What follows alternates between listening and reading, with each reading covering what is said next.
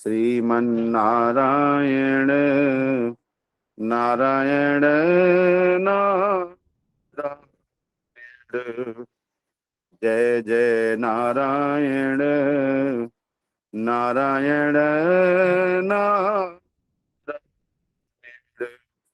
श्रीमन्नारायण नारायण नारायण। जय जय नारायण नारायण नारायण नारायण। श्रीमन्नारायण जय जय नारायण नारायण नारायण। नीलाम्बुजश्यामलकोमलांगम् सीतासमारोपितवामभागम् पाणौ महासायकचारुचापम् नमामि रामम् रघुवंशनाथम्।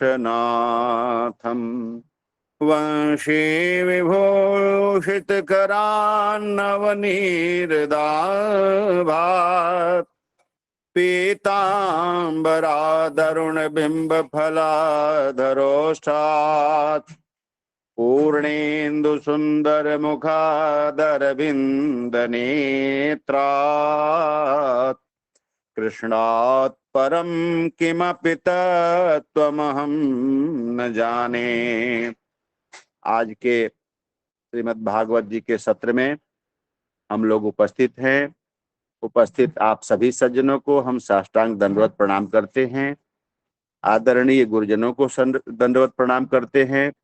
पूज्य स्वामी जी उपस्थित हैं, इनको भी दंडवत प्रणाम करते हैं।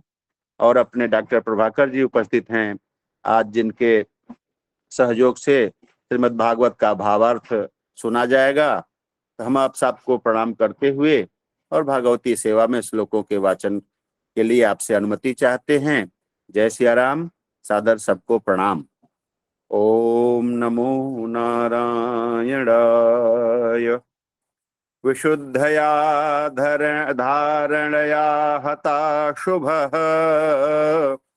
तदीक्षयैवाशु गतायुधव्यथः निवृत्त सर्वेन्द्रियवृत्तिविभ्रमास्तुष्टावजन्यं विसृजन् जनार्दनम्। ओम ओम नमो भगवते वासुदेवाय पुराण पुरुषोत्तमाय नमः। उनको शस्त्रों की चोट से जो पीड़ा हो रही थी, वह तो भगवान के दर्शन मात्र से ही तुरंत दूर हो गई तथा भगवान की विशुद्ध धारणा से उनके जो कुछ अशुभ शेष थे वे सभी नष्ट हो गए। अब शरीर छोड़ने के समय उन्होंने अपनी समस्त इंद्रियों के वृत्ति विलास को रोक दिया और बड़े प्रेम से भगवान की स्तुति की। ओम ओम श्री भीष्म उवाच। इति मतिरुपकल्पिता वितृष्णा भगवति सात्वत पुंगवे विभूम्नि स्वसुखमुपगते क्वचिद्विहर्तुम् प्रकृतिमुपेयुषे यद्भव प्रवाह। ओम महात्मा श्री भीष्म जी ने भगवान के श्री चरणों में निवेदन प्रारंभ किया। भीष्म जी ने कहा, अब मृत्यु के समय मैं अपनी यह बुद्धि जो अनेक प्रकार के साधनों का अनुष्ठान करने से अत्यंत शुद्ध एवं कामना रहित हो गई है, यदुवंश शिरोमणि अनंत भगवान श्री कृष्ण के चरणों में समर्पित करता हूँ, जो सदा सर्वदा अपने आनंदमय स्वरूप में स्थित रहते हुए ही कभी विहार करने की, लीला करने की इच्छा से प्रकृति को स्वीकार कर लेते हैं, जिससे यह सृष्टि परंपरा चलती है। ओम। त्रिभुवन कमनम तमालवर्णम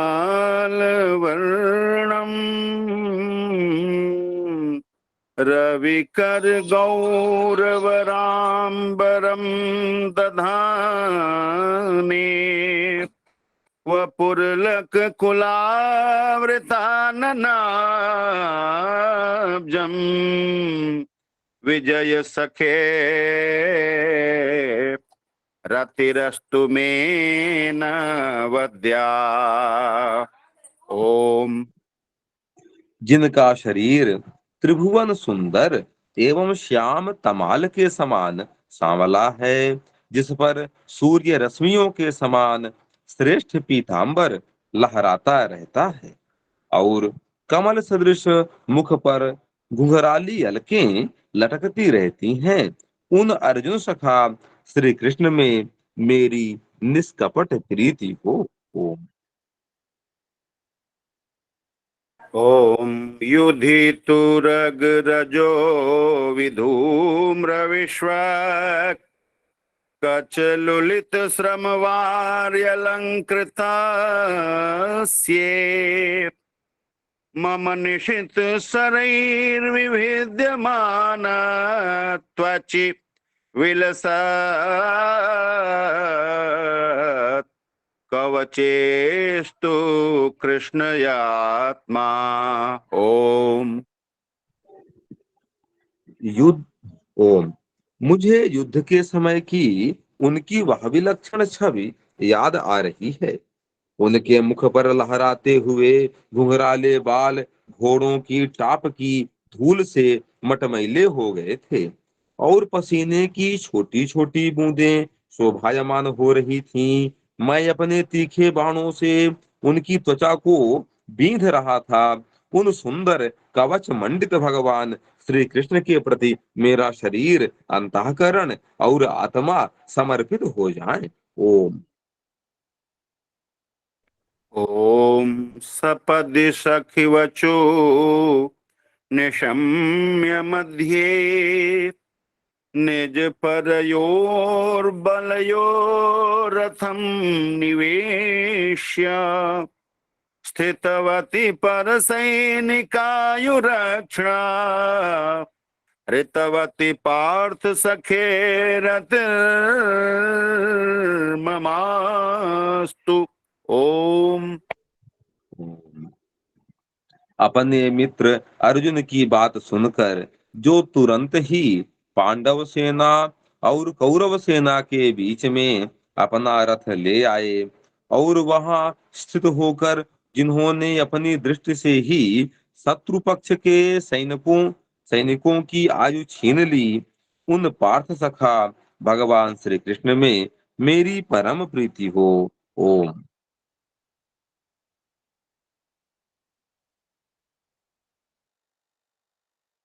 ओम। ओम। आपकी आवाज बहुत ज्यादा रुक के आ रही है, रुक जा रही है फिर आ रही है, रुक जा रही है फिर आ रही है, थोड़ा सा देखिएगा क्या कुछ सुधार हो सकता है।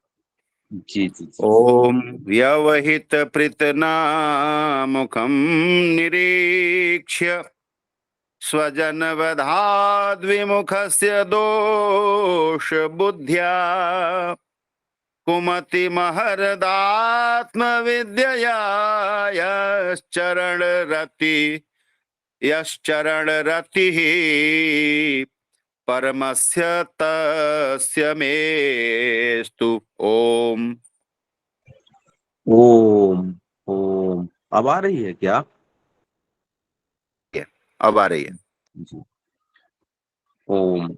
अर्जुन ने जब दूर से कौरवों की सेना के मुखिया हम लोगों को देखा, तब पाप समझकर वह अपने स्वजनों के वध से विमुख हो गया। उस समय जिन्होंने गीता के रूप में आत्मविद्या का उपदेश देकर उसके सामयिक अज्ञान का नाश कर दिया, उन परम पुरुष भगवान श्री कृष्णचंद्र के चरणों में मेरी प्रीति बनी रहे। ओम। ॐ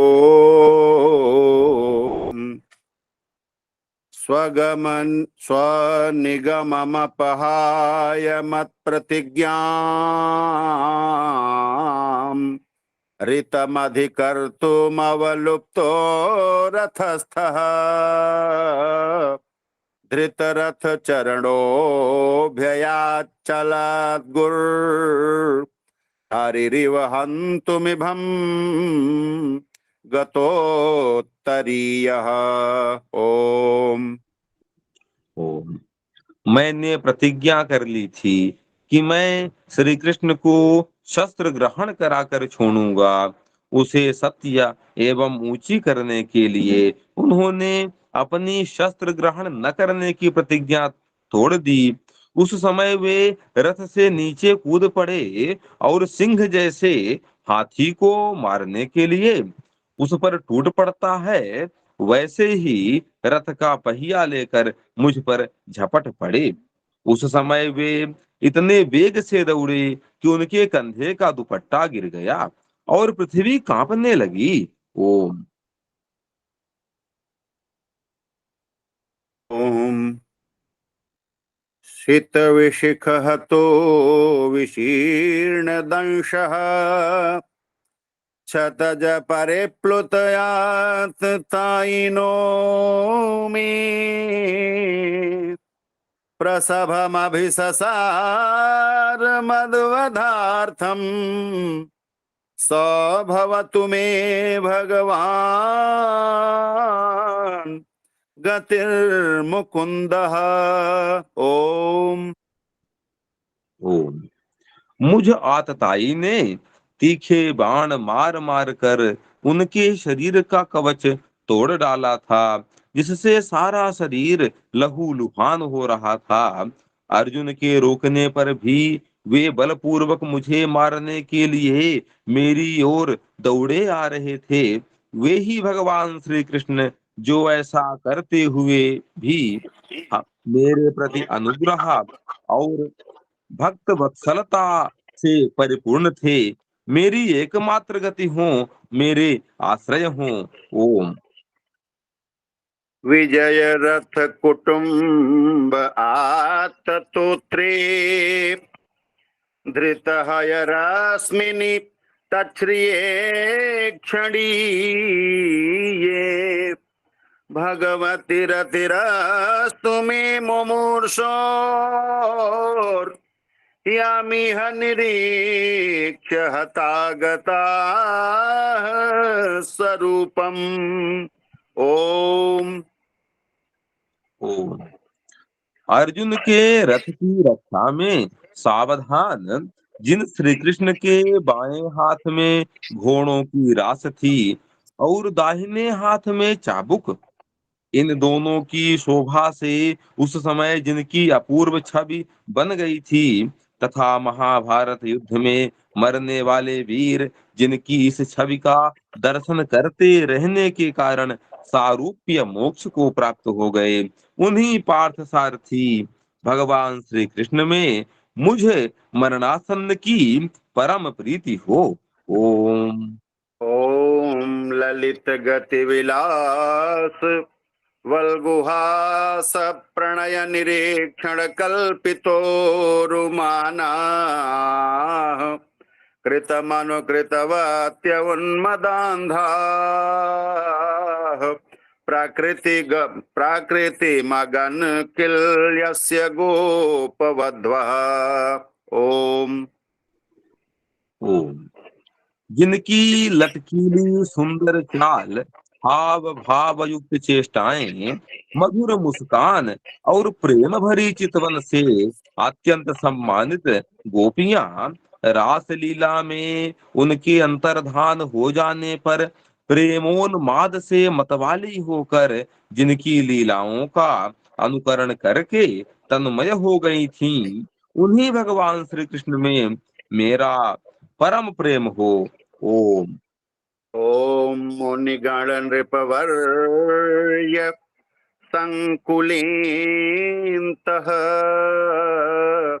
सदसि युधिष्ठिर राजसूय येषाम् अर्हणमुपपेदईक्षणीयो मम दृष्टिगोचर एष आविरात्मा। ओम। ओम। जिस समय युधिष्ठिर का राजसूय यज्ञ हो रहा था, मुनियों और बड़े बड़े राजाओं से भरी हुई सभा में सबसे पहले सबकी ओर से इन्हीं सबके दर्शनीय भगवान श्री कृष्ण की मेरी आंखों के सामने पूजा हुई थी। वे ही सबके आत्मा प्रभु आज इस मृत्यु के समय मेरे सामने खड़े हैं। ओम। ओम तमिमा तमिमा महमजम शरीर भाजाम हृदि हृदि धिष्ठितमात्मकल्पितानां प्रतिदृश्यमिव नैकधार्कमेकम्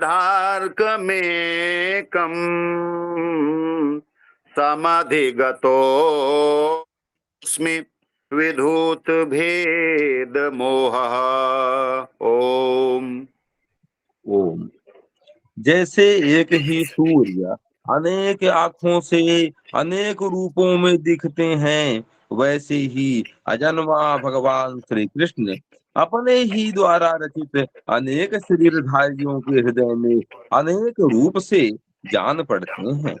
वास्तव में तो वे एक और सबके हृदय में विराजमान हैं। उन्हीं इन भगवान श्री कृष्ण को मैं भेद भ्रम से रहित होकर प्राप्त हो गया हूँ। ओम। नारायण नारायण श्रीमन्नारायण नारायण नारायण नारायण नारायण श्रीमन्नारायण नारायण नारायण। दो तीन श्लोक और आगे बढ़ा लें, भीष्म जी की स्तुति तो हो गई।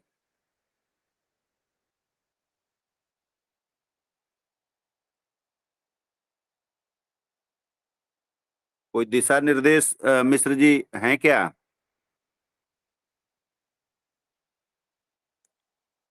श्री सूत उवाच कृष्ण एवं भगवती मनोवाग्दृष्टिवृत्तिभिः आत्मन्यात्मानमावेश्य सोऽन्तः श्वास उपारमत्।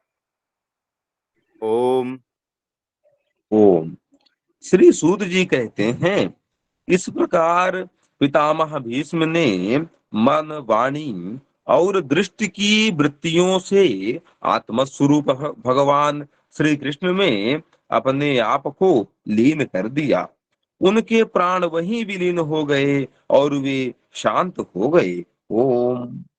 सम्पद्यमानमाज्ञाय भीष्मं ब्रह्मणि निष्कले सर्वे बभूवुस्ते तूष्णीं वयांसेव दिनात्यये। ओम। उन्हें अनंत ब्रह्म में लीन जानकर सब लोग वैसे ही चुप हो गए, जैसे दिन के बीत जाने पर पक्षियों का कलरव शांत हो जाता है। ओम। ओम तत्र दुन्दुभयो नेदुर्देवमानववादिताः शशंसुः साधवो राज्ञाम् खात्पेतुः पुष्पवृष्टयः। ओम। ओम। उस समय देवता और मनुष्य नगारे बजाने लगे, साधु स्वभाव के राजा उनकी प्रशंसा करने लगे और आकाश से पुष्पों की वर्षा होने लगी। ओम। ओम तस्य निर्हरणादीनि संपरीतस्य भार्गव युधिष्ठिरः कारयित्वा मुहूर्तं दुःखितो भवत्। ओम। ओम। श्री सूत जी महाराज भार्गव शौनक जी से कहते हैं, शौनक जी, युधिष्ठिर ने उनके मृत शरीर की अंत्येष्टि क्रिया कराई और कुछ समय के लिए वे शोक मग्न हो गए। ओम। ओम तुष्टुवुर्मुनयो हृष्टाः कृष्णं तद्गुह्यनामभिः ततस्ते कृष्ण हृदयाः स्वाश्रमान् प्रययुः पुनः। ओम। ओम। उस समय मुनियों ने बड़े आनंद से भगवान श्री कृष्ण की उनके रहस्यमय नाम लेकर स्तुति की। इसके पश्चात अपने हृदयों को श्री कृष्णमय बनाकर वे अपने अपने आश्रमों को लौट गए। ओम। हरे राम राम राम हरे हरे, हरे कृष्ण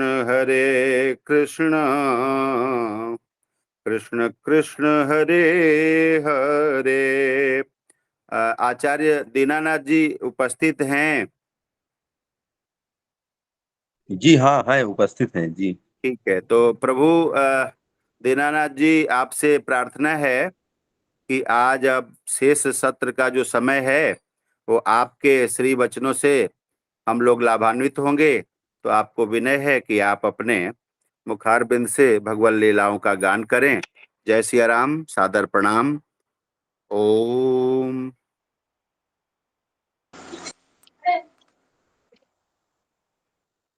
हरिः ओम्। स्वस्ति श्रीगणेशाय नमः। श्रीसरस्वत्यै नमः। श्रीसद्गुरुचरणकमलेभ्यो नमः। यस्यामलं नृपसदस्सुयशोधुनापि गायन्त्यघघनमृषयो दिगिभेन्द्रपट्टम् तं नाकपालवसुपालकिरीटजुष्टम् पादाम्बुजं रघुपतिं शरणं प्रपद्ये। यं प्रव्रजन्तमनुपेतमपेतकृत्यम् द्वैपायनो विरह कातरयाजुहाव पुत्रेति तन्मयतया सर्वोऽभिनेदुः तं सर्वभूतहृदयं मुनिमानतोऽस्मि। नारायणं नमस्कृत्य नरं चैव नरोत्तमं देवीं सरस्वतीं व्यासं ततो जयमुदीरयेत्। सीतानाथसमारम्भां रामानन्दार्यमध्यमाम् अस्मदाचार्यपर्यन्तां वन्दे गुरुपरम्पराम्। अज्ञानतिमिरान्धस्य ज्ञानाञ्जनशलाकया चक्षुरुन्मीलितं येन तस्मै श्रीगुरुवे नमः। भक्त भक्ति भगवंत गुरु चतुरनाम बपुएक, इनके पद वंदन किए नासहि विघ्न अनेक। श्री राम जय जय राम। श्री राम जय जय राम। हरिशरणम परम मंगल में परात्पर अखिलेश्वर अकारण करुणा वरुणालय भक्तवांछा कल्पतरु भक्त वत्सल करुणागत वत्सल अनाथों के नाथ भगवान श्री हरि की महती कृपा अनुकंपा से इस दैनिक नित्य सत्संग की संध्या में आज हमको भी अपनी वाणी पवित्र करने का सौभाग्य प्राप्त हुआ है। अभी हम लोग श्रवण कर रहे थे आदरणीय मिश्र जी के द्वारा भीष्म स्तुति का गायन और परम सम्माननीय आचार्य श्री त्रिपाठी जी के द्वारा उसका भावार्थ हम लोग श्रवण कर रहे थे। तो ऐसी आज्ञा भई थी कि किसी भी प्रसंग पर आधे घंटे का सत्संग किया जाएगा, लेकिन अब प्रसंग भीष्म स्तुति का ही चल रहा था। तो भगवद इच्छा ऐसी है कि इसी पर जो विचार हो तो इसी पर विचार करते हैं। अपनी जो वाणी है इसी प्रसंग पर सार्थक करने का प्रयास करते हैं। तो आप सभी भगवत भक्तों के, सभी वैष्णवों के, गुरुजनों के चरणारविंदों में दंडवत प्रणाम करते हुए और भगवत सत्संग करने की आज्ञा चाहते हैं। हरिशरणम। महाराज भीष्म पितामह का पावन प्रसंग चल रहा है। इस पावन प्रसंग में जब महाराज युधिष्ठिर को राज्य मोह हुआ, मैंने अपने सगे संबंधियों को मार करके यह सिंहासन प्राप्त किया है, तो निश्चित तौर पर मुझे नरक जाना पड़ेगा, यज्ञ भी मुझे पवित्र नहीं कर पाएंगे। तो भगवान द्वारिकाधीश ने महाराज युधिष्ठिर को समझाया, लेकिन भगवान की बात महाराज युधिष्ठिर को समझ नहीं आई। एक बात यह मन में उठती है कि भगवान जिसको समझाना चाहें और वह न समझे, ऐसा तो हो नहीं सकता। ठाकुर जी जिसे समझाना चाहें और वह न समझ पाए, ये कैसे हो सकता है। इसका मतलब यह है कि भगवान युधिष्ठिर जी को समझाना ही नहीं चाहते। क्यों? ठाकुर जी यह चाहते हैं कि उपदेश जो है वह भगवत भक्त के मुख से कराया जाए। भगवान का भक्त जब उपदेश करता है तो वह वाणी जो है लोगों के हृदय में प्रवेश करती है। जैसे आज हम लोग देख रहे हैं, सुन रहे हैं। पहले तो कथाएं बहुत कम लोग सुनते थे, लोगों के पास इतना सामर्थ्य नहीं होता था, तो कहीं कहीं दूर में कई गांव मिलकर के कहीं भागवत कथा होती थी तो लोग श्रवण करते थे। लेकिन आज हम लोग देख रहे हैं कि जगह जगह पर भगवान की कथाएं हो रही हैं, सत्संग हो रहा है, लेकिन जो उसका प्रभाव है, जो उसका असर है, वो पहले की अपेक्षा दिन प्रतिदिन उतना नहीं दिखता।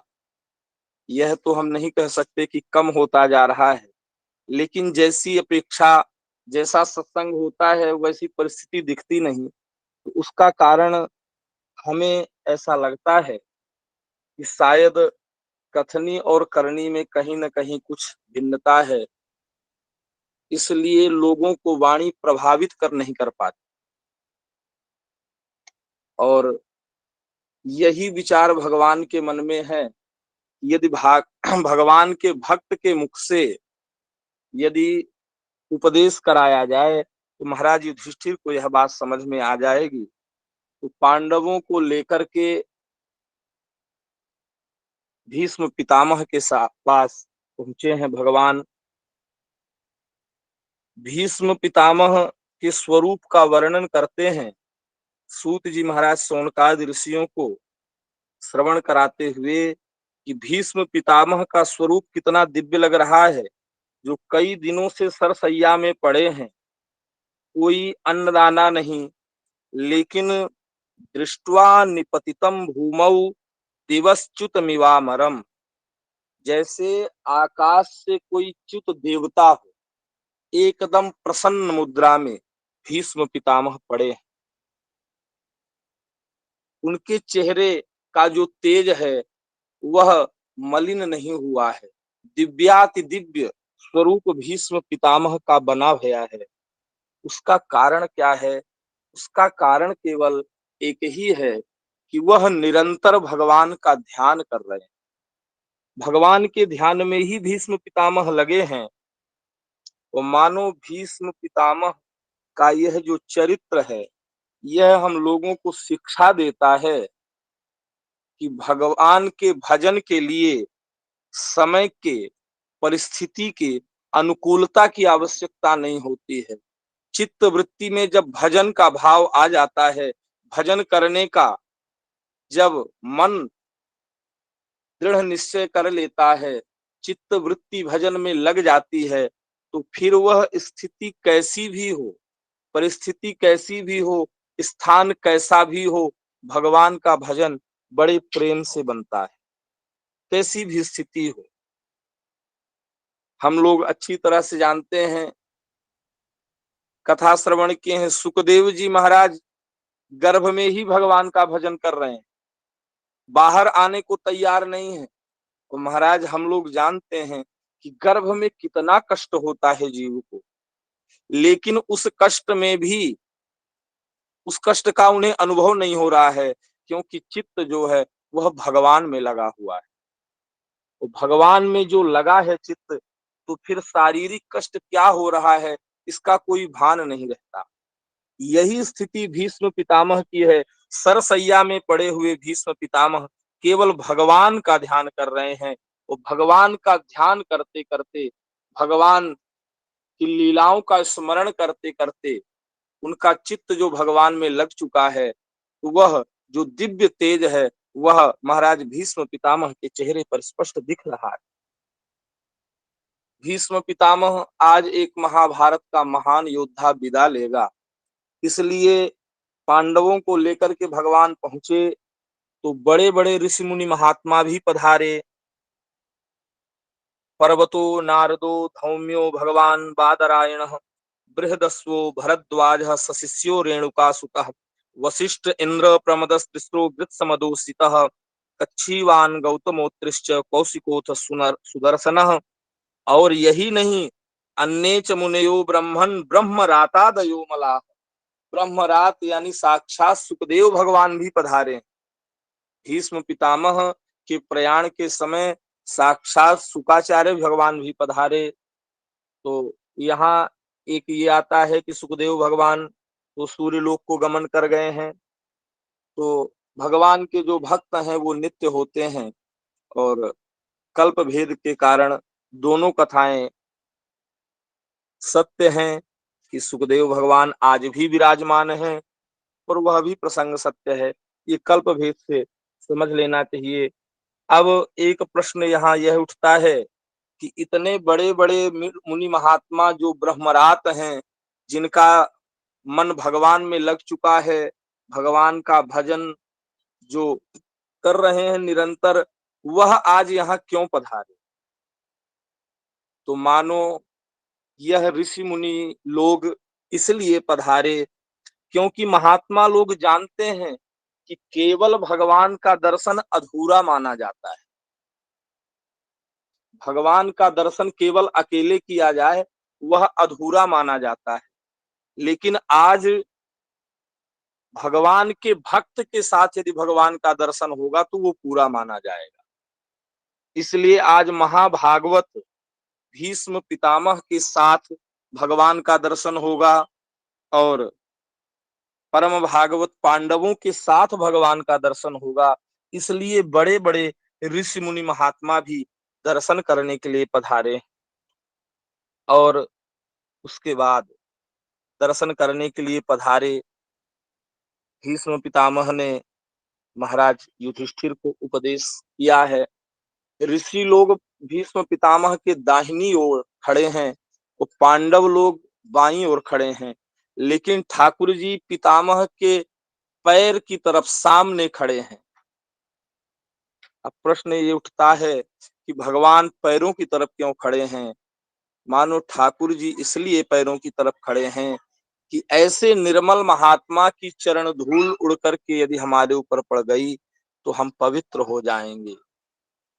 ये त्यंग्र रेणु भी, भगवान ने कहा है कि ऐसे निष्किंचन महात्मा की चरण रेणु मुझे पवित्र करती है, इसलिए भगवान पैरों की तरफ खड़े हैं।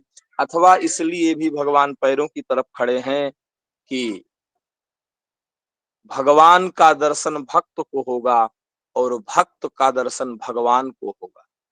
क्योंकि सरसैया में पड़े हुए हैं भीष्म पितामह, इधर उधर तो सिर कर नहीं सकते हैं, इसलिए सामने ही दृष्टि है। इसलिए ठाकुर जी आज सामने ही पैरों की तरफ खड़े भये हैं, ठाकुर जी का दर्शन कर रहे हैं भीष्म पितामह। और उसके बाद भीष्म पितामह ने कहा पांडवों से कि राजन, यत्र धर्म सुतो राजा गदा पाणिर्वृकोदरः कृष्णो स्त्री गांडीवम चापम सुहृत कृष्णस्ततो विपत। जहां धर्मराज युधिष्ठिर हो, गदाधर भीम हो, गांडीवधारी अर्जुन हो, सेवा करने वाले नकुल सहदेव जैसे भ्राता हो, ऐसे में भी पांडवों और साथ में कृष्ण जैसा साथी हो, साथ में भगवान कृष्ण हो, फिर भी ततो विपत, ऐसा हो नहीं सकता। पितामह मानो कहना चाहते हैं, अरे ये विपत का ब्याज लेकर के भगवान पांडवों के ऊपर कृपा कर रहे हैं।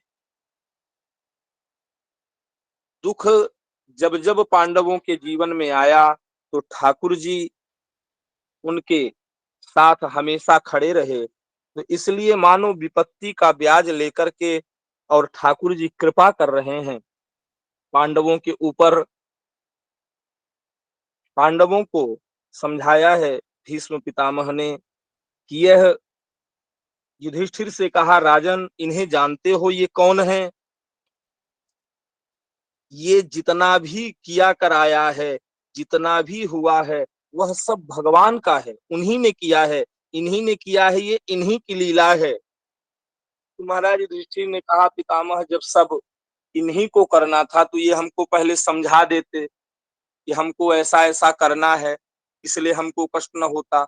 अथवा हमको ये ऐसा बता देते कि सब कुछ हम ही ने किया है, तो हम सब कुछ जान जाते, तो फिर ये हमको कष्ट न होता। तो पितामह ने कहा, राजन इनको जानना इतना सरल है, इनको कोई जान नहीं सकता है। न यस्य करहि चिद्राजन पुमान वेद विधित सतम यद विजिज्ञासया युक्ता मुह्यन्ति कवयोपिहि।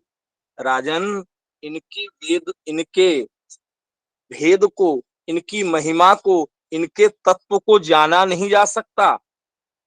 बड़े बड़े कवयोपिहि, ज्ञानी भी इनकी लीला देख करके मोहित हो जाते हैं। तो युधिष्ठिर ने कहा, पितामह जब कोई नहीं जान सकता तो क्या इनकी महिमा को कोई नहीं जानता?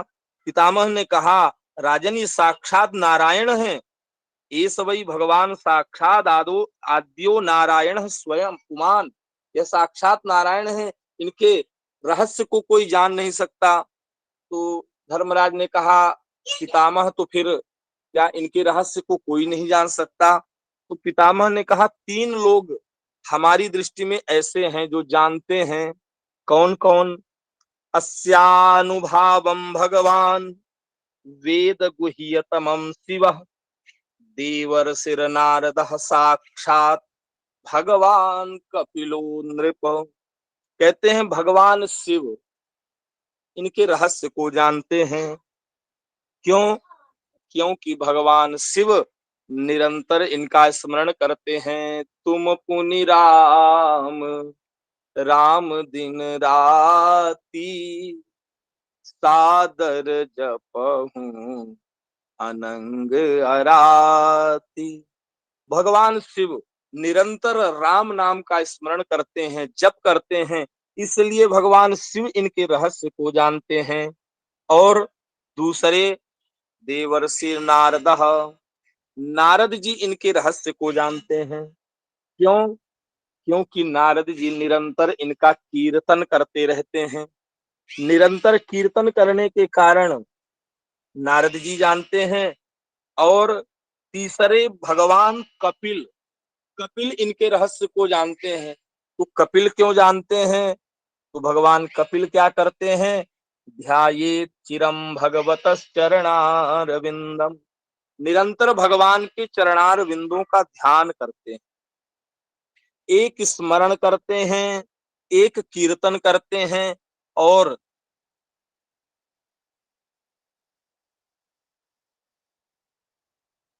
एक निरंतर भगवान का ध्यान करते हैं। मानो ये तीन ही विधान हैं भगवान के रहस्य को जानने के लिए। स्मरण, कीर्तन और ध्यान, जो मानसी सेवा है भगवान की, इन तीन रहस्यों से भगवान को जाना जा सकता है। यही बात वाल्मीकि रामायण में विश्वामित्र जी ने दशरथ जी से कही कि राजन, आप नहीं जानते हो, लेकिन मैं जानता हूं। अहम वेद्मि महात्मानम रामम सत्य पराक्रमम। राजन, आप नहीं जानते हो कि ये राम कौन है। आप तो केवल इतना ही जानते हो कि ये आपके पुत्र हैं, लेकिन अहम वेद्मि, मैं जानता हूं ये महात्मानम, महात्मा राम कौन है, इनको मैं जानता हूं। और वशिष्ठोपि महातेजाः, ये चान्ये तपस्थिताः, वशिष्ठ जी जानते हैं। और जो अन्य लोग भी निरंतर तप में परिनिष्ठित हैं, वह भी जानते हैं। जैसे भगवान सुखदेव ने कहा था, परिनिष्ठितोपि नैर्गुण्य उत्तम श्लोक लीलया गृहीत चेता राजर्षि आख्यानम यदधीतवान। तो जो भगवान के तप में निरंतर परिनिष्ठित हैं, वह लोग भी भगवान के तत्व को जानते हैं। तो एक स्मरण के आचार्य हैं, एक कीर्तन के आचार्य हैं, और एक ध्यान के आचार्य हैं। मानो स्मरण, कीर्तन और भगवत ध्यान, यह तीन जो हैं, यही भगवान के तत्व को, भगवान के रहस्य को जान पाते हैं। और उसके बाद फिर आप, हम लोगों ने श्रवण किया है बड़े विस्तार से कि जो प्रश्न पूछा है महाराज युधिष्ठिर ने, पुरुष स्वभाव विहिता यथावरणम यथाश्रमम वैराग्य रागोपाधिम्य माम नातो भय लक्षणान। तो दान धर्म, राजधर्म, मोक्ष धर्म, स्त्री धर्म, भगवत धर्म, समास व्यास विधि से भीष्म पितामह ने पांडवों को श्रवण कराया है।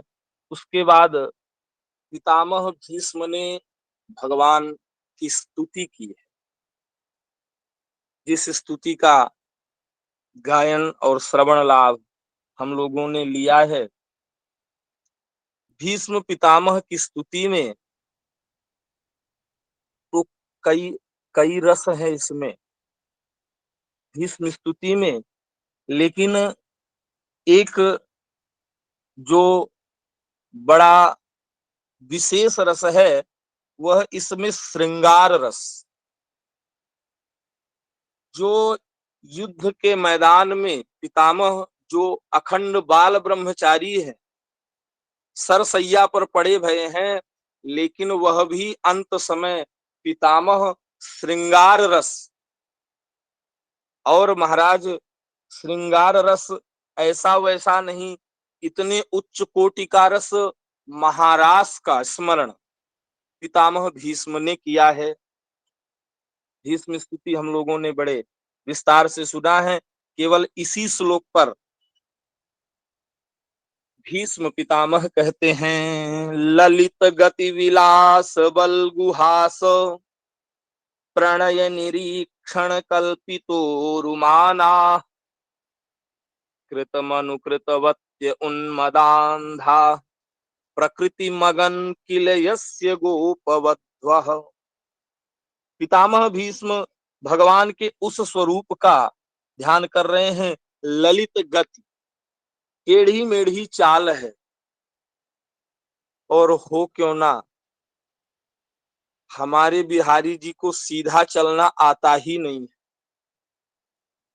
ये तो टेढ़े ही चलते हैं। और इन्हीं के जो सखा हैं वह भी टेढ़े ही रहते हैं।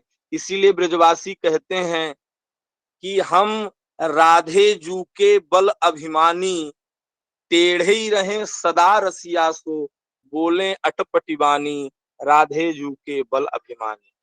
तो ये बिहारी जी टेढ़े ही चलते हैं, वही ध्यान कर रहे हैं। पितामह आज कह रहे हैं ललित गति, टेढ़ी मेढ़ी चाल है, और विलासपूर्ण चितवन इनकी जो है, बलगुहास इनकी जो मुस्कान है, इनकी जो चितवन की कटार है ना, वह कितनों को घायल करती है। और हम लोग जानते हैं कि तलवार में और कटार में भेद होता है। तलवार कवच का भेदन नहीं कर सकती, लेकिन कटार जो है वह कवच को भेद करके अंदर तक चली जाती है। इसलिए इनकी जो चितवन है वह कटार है। ललित किशोरी जी ने बहुत सुंदर एक पद कहा है, देखो री यह नंद का छोरा बरछी मारे जाता है, बरछी सी तिरछी चितवन पर पैनी छुरी चलाता है, हमको घायल कर बेदर्दी आप खड़ा मुस्काता है, ललित किशोरी जख्म जिगर पर नौनपुरी भुरकाता है। जैसे जख्म पर नमक डाला जाए तो जो स्थिति होती है, वैसी इनकी चितवन है। उसी चितवन का स्मरण कर रहे हैं पितामह भीष्म। कह रहे हैं विलास बल गुहास, और महाराज इनकी मुस्कान का क्या कहना है, लखी जिन लाल की मुस्कान, लखी जिन लाल की मुस्कान, नहीं बिसरी वेद विधि जप जोग संयम ध्यान, लखी जिन लाल की मुस्कान। इनकी ऐसी मुस्कान है महाराज कि सब क्रम छूट जाता है। इसी हास का, इसी मुस्कान का पितामह स्मरण कर रहे हैं। ललित गति विलास बल गुहास प्रणय, ये जो प्रणय शब्द है, यहां से प्रणय गीत का भाव स्वीकार करते हैं महापुरुष लोग। कहते हैं ये जो प्रणय शब्द है, यहाँ प्रणय गीत है। ठाकुर जी ने यह महारास की जो लीला है, यह इतनी अंतरंग लीला है, इतनी अंतरंग लीला है महाराज, कि उस महारास के काल में भी इस रस को छोड़ करके जिन्होंने अन्य रस का आश्रय लिया, वह इस लीला से वंचित रह गए। जो सख्य रस में थे, दास रस में, वो तो केवल सेवा ही करते रह गए। और जो श्रृंगार रस में थी, सुखदेव भगवान कहते हैं ब्रह्मरात्र उपावृत्ते, ब्रह्मा जी की रात्रि के बराबर महारास भगवान ने गोपिकाओं के साथ किया। तो ये इतनी अंतरंग लीला है, और यह अंतरंग लीला पितामह भीष्म को अंत समय याद आ रही है। मानो कितना बड़ा प्रवेश है पितामह भीष्म का उस नित्य लीला में, कि जो स्वयं भगवान के काल के, उस लीला काल के भक्त हैं, अन्य रस के उपासक, वह उस लीला में प्रवेश नहीं कर पाए, लेकिन पितामह भीष्म उस लीला में प्रवेश किए हैं। उस लीला का स्मरण कर रहे हैं, उनके चित्त में महारास की लीला प्रकट हो रही है। तो ये जो प्रणय निरीक्षण है, इससे प्रणय गीत का भाव महापुरुष लोग स्वीकार करते हैं। और उसके बाद भगवान ने गोपिकाओं का मनोरथ पूर्ण करने के लिए, उनके प्रेम को प्रकट करने के लिए आत्मारामोप्यरीरमत गोपिकाओं के साथ महारास प्रारंभ किया। और जब गोपियों को मान हो गया तो उनके मान को पुष्ट करने के लिए भगवान महाराज से अंतर्ध्यान हुए और गोपिकाओं ने फिर गोपी गीत गाया उन्मत्त होकर के। तो यहाँ जो अगला पद है, कृत मनु कृत वत्य उन्मदान्धा, तो ये उन्मदान्धा से महापुरुषों ने गोपी गीत को स्वीकार किया है कि उन्मत्त होकर के जो गोपियां गोपी गीत गाती हैं, जयति तेधिकम जन्मना ब्रजः श्रयति इंदिरा सस्वदत्र ही दयितो दृश्यताम् दीक्षुतावका त्वयि धृता सवस्त्वां विचिन्वते। तो ये जो उन्मत्त होकर के गोपिकाओं ने गोपी गीत गाया है, तो इसको महापुरुषों ने गोपी गीत स्वीकार किया कि जो गोपिकाएं उन्मत्त होकर के गा रही हैं, यह गोपी गीत है। उस महारास में पितामह भीष्म का प्रवेश, और उसके बाद जब गोपिकाएं गोपी गीत गाती हैं और उसके बाद भगवान जब प्रकट होते हैं, ऐसा गोपिकाओं का गोपी गीत श्रवण करके, तो उसके बाद प्रकृति मगन अपनी प्रकृति में स्थित होकर के गोपिकाएं अपनी प्रकृति में स्थित होकर के भगवान के साथ महारास करती हैं। तो पितामह भीष्म का जो भाव है, अंत में आज इस अवस्था में पड़े पड़े महारास का जो स्मरण कर रहे हैं। पितामह भीष्म की स्तुति में लगभग सभी रस हैं, लेकिन यह रस प्रधान रूप से श्रृंगार का आश्रय लेते हुए और महारास का ध्यान करते करते ही मानो पितामह भीष्म उस महारास में प्रविष्ट हो गए। यह महारास में जो प्रवेश है, ये केवल किससे आया? निरंतर भगवान नाम का जप करने से, निरंतर जप करते रहने से पितामह का प्रवेश महारास में हो गया।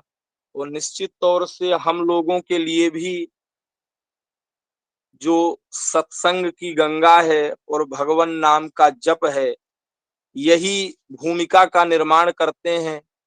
और हम लोग,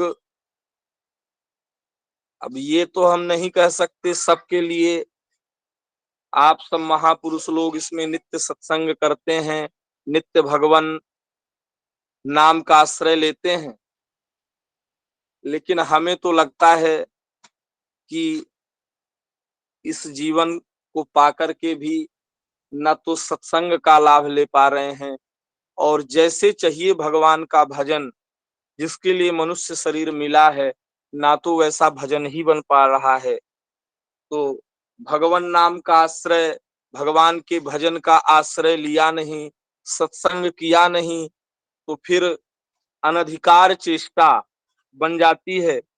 हमारे ब्रज में एक बड़े सिद्ध नाम जापक थे, पंडित दुर्गा प्रसाद जी।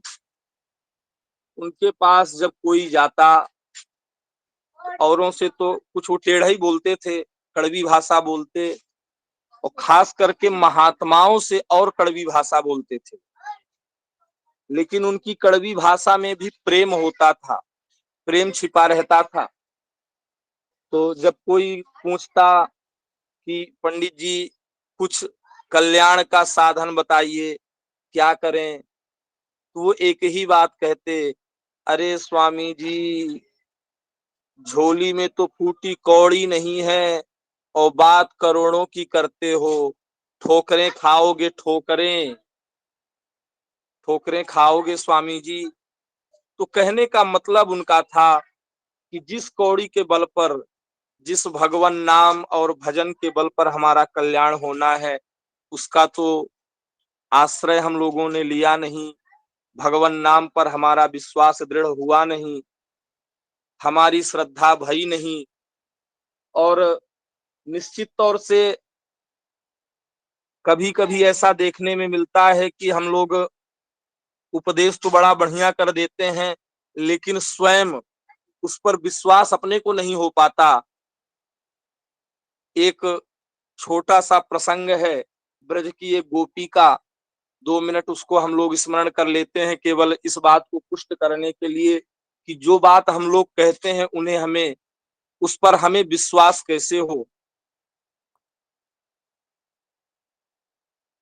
इस पर एक गोपी यमुना के उस पार से आती थी, दूध दही बेचने वाली ब्रज की गोपियां, एक दिन उसका दूध दही जल्दी बिक गया। तो एक जगह कथा हो रही थी, तो कथा में गोपी बैठ गई कथा सुनने के लिए। कथा में बैठी तो पंडित जी कथा का उपदेश कर रहे थे। भटके रहे हो संसार में करके अत्याचार, भव सागर से जीव यह कैसे जावे पार। तन बल धन बल बुद्धि बल जब सरे न एको काम, तो प्रेम सहित मुख से कहो जय श्री राधे श्याम। पंडित जी कह रहे थे कि इस भवसागर से पार जाने के लिए यदि राधे श्याम इस नाम का आश्रय ले लिया जाए तो व्यक्ति भवसागर से पार हो सकता है।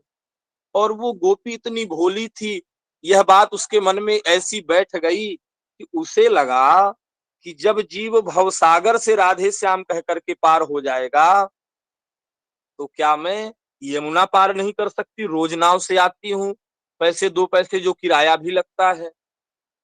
वह गोपी के मन में इतना दृढ़ विश्वास हो गया महाराज कि आज उसने सोचा कि अब तो जीव जब सागर से पार जा सकते हैं राधे श्याम कहते हुए, तो मैं यमुना से कैसे पार नहीं जा सकती। और आज वह गोपी नाव में नहीं चढ़ी, राधे श्याम राधे श्याम राधे श्याम कहती हुई यमुना पार करने लगी।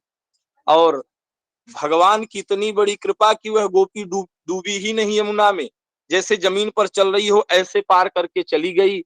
अब तो महाराज उसका नित्य का यही काम हो गया, रोज आती और चली जाती, उसके कुछ पैसे भी बचने लगे। उसके मन में श्रद्धा जगी कि जिन पंडित जी ने हमें यह मंत्र बताया है, तो मैं और सेवा पूजा तो कुछ कर नहीं सकती हूँ, लेकिन कम से कम पंडित जी का निमंत्रण तो कर सकती हूँ।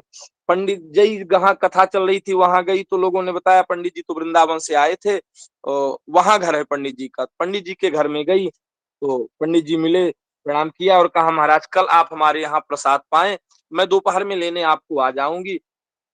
पंडित जी ने कहा ठीक है। वो अब दूसरे दिन महाराज गोपी अपना दूध दही जल्दी जल्दी बेच करके और आई। पंडित जी तो तैयार थे ही, अपना चल दिए उस गोपी के साथ। लेकिन पंडित जी ने देखा कि ये गोपी उस घाट में नहीं जा रही है जहां नाव लगती है, ये तो ऐसे घाट में जा रही है जहां नाव लगती ही नहीं है। तो पंडित जी ने सोचा कोई विशेष अलग से नाव हमारे लिए रखी होगी, इसलिए वहां ले जा रही है। लेकिन जैसे ही गोपी गई तो महाराज गोपी का तो नियम अपना राधे श्याम करे और यमुना पार कर जाए। तो पंडित जी का हाथ पकड़ा और यमुना जी में चलने लगी। वो जैसे रोज चलती थी वैसे चल पड़ी।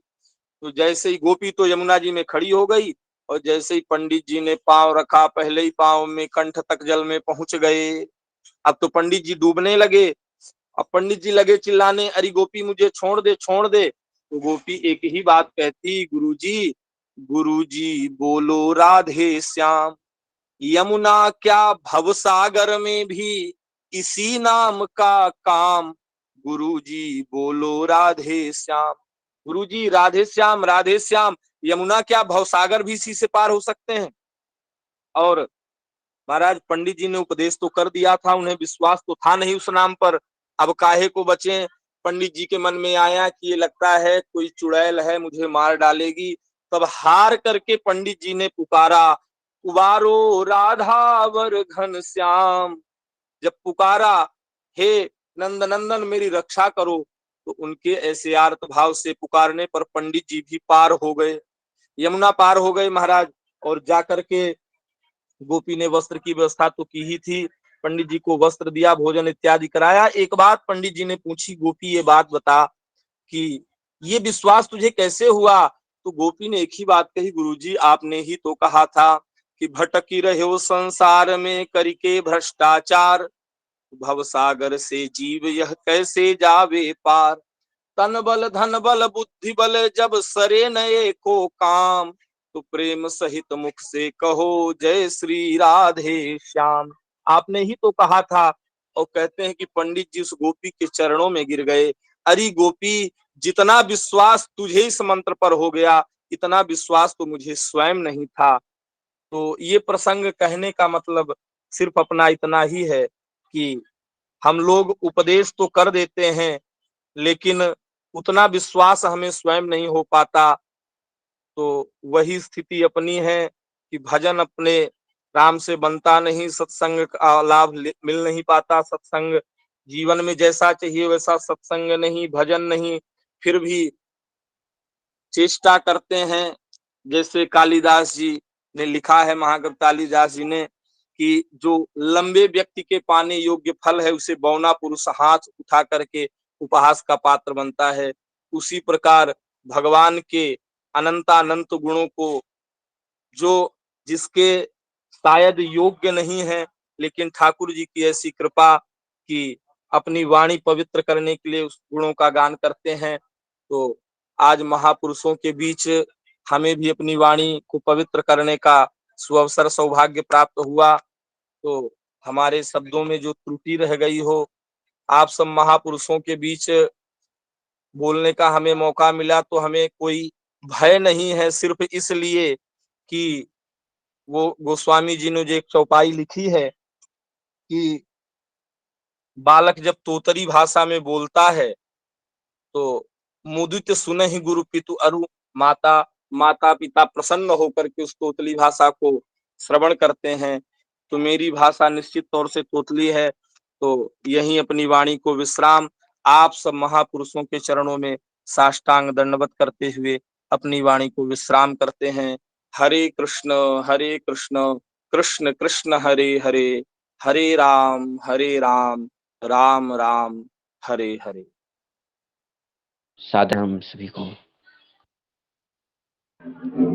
प्रणाम प्रणाम प्रणाम। जय जय सिया राम, सादर प्रणाम, सबको दंडवत प्रणाम। आचार्य श्री को बार बार दंडवत प्रणाम। आज के सत्र को उन्होंने भगवत लीलाओं के गान से सुशोभित किया और हम सब प्रणाम करते हुए आज के सत्र के विराम की तरफ बढ़ते हैं। आप सबका आशीर्वाद बना रहे। जय सिया राम, राधे श्याम। ओम नमो नारायणाय।